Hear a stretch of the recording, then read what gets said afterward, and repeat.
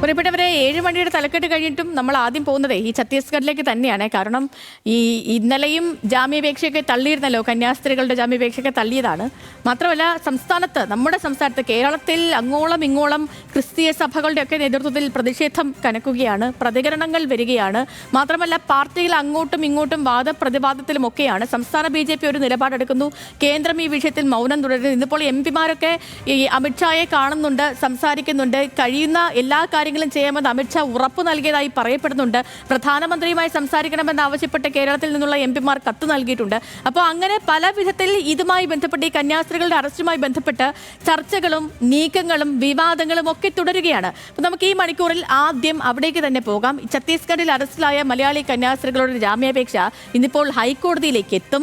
നിയമ നടപടികൾ സങ്കീർണമാകും എന്നതുകൊണ്ട് തന്നെ പ്രത്യേക NIA കോടതിയെ സമീപിക്കേണ്ട എന്നാണ് നിയമോപദേശം.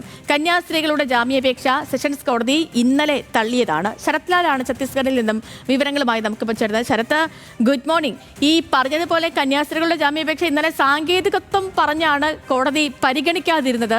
മാത്രമല്ല ശരത്ത്, ഇതിൽ ഇന്നലെ ഈ അപേക്ഷയുടെയൊക്കെ പൂർണ്ണ രൂപമൊക്കെ വരുമ്പോൾ ഇതിലിപ്പോൾ NIA കൂടി ഇടപെടുന്ന ഒരു സാഹചര്യമുണ്ട്. മനുഷ്യക്കടത്തടക്കം ചുമത്തിയിരിക്കുന്നത് കൊണ്ട്, FIR ചുമത്തിയിരിക്കുന്നത് കൊണ്ട് NIA-യിലേക്ക് കൂടി അന്വേഷണമൊക്കെ പോകും. അപ്പോൾ ഹൈക്കോടതിയെ സമീപിച്ചാൽ മതിയാകുമോ? NIA കോടതിയെ സമീപിക്കേണ്ട എന്നൊരു നിയമോപദേശത്തിന് പിന്നിലുള്ള സാഹചര്യം എന്താണ്? നിലവിലെ കേസ് എപ്പോഴാകും കോടതിയിലേക്ക് എത്തുക? എന്താണ് ഇപ്പോൾ രാവിലെ തന്നെ നമുക്ക് പ്രേക്ഷകരിലേക്ക് എത്തിക്കാറുള്ളത്?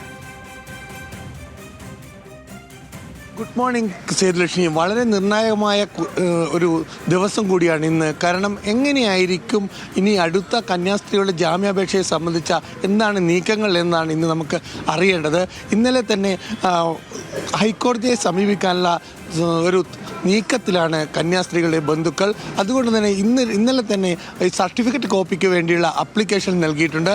ആ സർട്ടിഫിക്കറ്റ് കോപ്പി ലഭിച്ചു കഴിഞ്ഞാൽ ഇന്ന് രാവിലെ തന്നെ ഇക്കാര്യം ബിലാസ്പൂരിൽ ഹൈക്കോടതിയിലെത്തി മെൻഷൻ ചെയ്യുക എന്നുള്ളതാണ് ആദ്യത്തെ കടമ. ആ കാര്യങ്ങളിലാണ് ഇപ്പോൾ നോക്കുന്നത്. ഏതായാലും ഇവിടെ ഛത്തീസ്ഗഡ് സംബന്ധിച്ചോളം ഇനി മുതൽ സർക്കാരിൻ്റെ സഹായം നോക്കി നിന്നിട്ട് കാര്യമില്ല എന്ന നിലപാടിലേക്കാണ് കന്യാസ്ത്രീയും ബന്ധുക്കളും അതേപോലെ തന്നെ സഭാ നേതൃത്വവും എത്തിയിരിക്കുന്നത്. അതുകൊണ്ട് തന്നെ അടുത്ത നീക്കം നിലവിലുള്ള അഡ്വക്കേറ്റിനെ മാറ്റി, അഭിഭാഷകനെ മാറ്റി പുതിയ അഡ്വക്കേറ്റിനെ വെച്ച ബിലാസ്പൂർ ഹൈക്കോടതിയിൽ വാദം നടത്തുക എന്നൊരു തീരുമാനത്തിലേക്ക് എത്തിയിട്ടുണ്ട്. അങ്ങനെയാണെങ്കിൽ ബിലാസ്പൂരിലെ ഛത്തീസ്ഗഡിലെ പ്രമുഖ അഭിഭാഷകരെ നിയോഗിക്കും. അതുമല്ലെങ്കിൽ ഡൽഹിയിൽ നിന്നുള്ള പ്രമുഖ അഭിഭാഷകരെ കൊണ്ടുവരാനുള്ള നീക്കവും നടക്കുന്നുണ്ട്. എന്നാൽ ഇക്കാര്യത്തിൽ ഒരു എത്തിയിട്ടില്ല. ഇക്കാര്യത്തിൽ തീരുമാനമെടുക്കേണ്ടത് CBCI നേതൃത്വമാണ്. മുതിർന്ന കപിൽ സിബലിനെ പോലെ അല്ലെ അഭിഷേക് സിംഗ്വിയെ പോലെ മുതിർന്ന അഭിഭാഷകരെ എത്തിക്കാനുള്ള നീക്കമാണ് ഇപ്പോൾ ബന്ധുക്കളുടെ ഭാഗത്തുനിന്ന് നടക്കുന്നത്. ഇതിലെ ചർച്ചകൾ തുടരുകയാണ്. എത്രയും പെട്ടെന്ന് ഹൈക്കോടതിയിൽ മുതിർന്ന ഒരു അഭിഭാഷകനെ കണ്ടെത്തി ആ അഭിഭാഷകനെ വാദം ഏൽപ്പിക്കുക എന്ന തരത്തിലേക്കുള്ള നീക്കങ്ങളാണ് നടക്കുന്നത്. ഇതൊക്കെ അതിസങ്കീർണമായ നിയമ നടപടികളുടെ മുന്നോട്ട് പോകേണ്ട കാര്യങ്ങളാണ്. എന്നിരുന്നാലും കന്യാസ്ത്രീകൾ 48 മണിക്കൂറെങ്കിലും ഇനിയും ജയിലിൽ കഴിയേണ്ടി വരും എന്ന കാര്യത്തിൽ ഒരു സംശയവും ആർക്കുമില്ല. കാരണം ഇന്നും ഹൈക്കോടതിയെ മെൻഷൻ ചെയ്താൽ പോലും വാദം നടത്താൻ നാളെ മാത്രമേ വാദം നടത്താൻ കഴിയുള്ളൂ.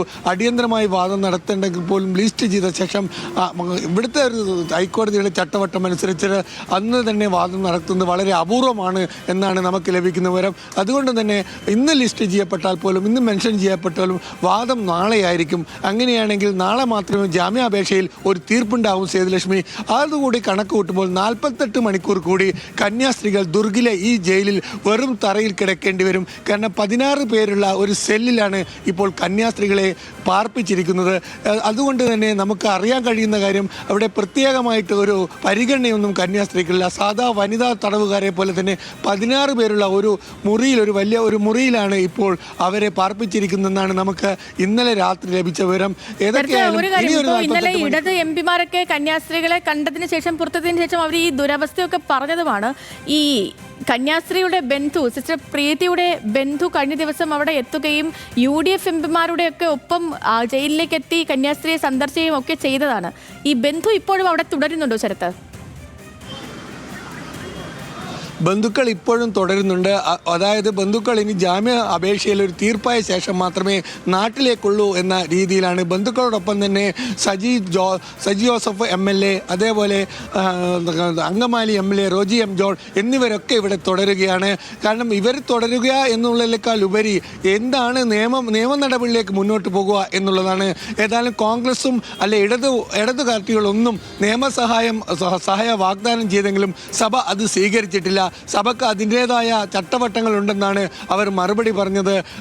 അതായത് കോൺഗ്രസും ICC നിയോഗിച്ച പ്രതിനിധി സംഘവും ഒക്കെ ബിഷപ്പിനെ കാണുകയും റായ്പൂർ ആർച്ച് ബിഷപ്പിനെ കാണുകയും അദ്ദേഹത്തിന് ഉന്നത നിയമ സഹായം വാഗ്ദാനം ചെയ്യുകയും ചെയ്തിരുന്നു.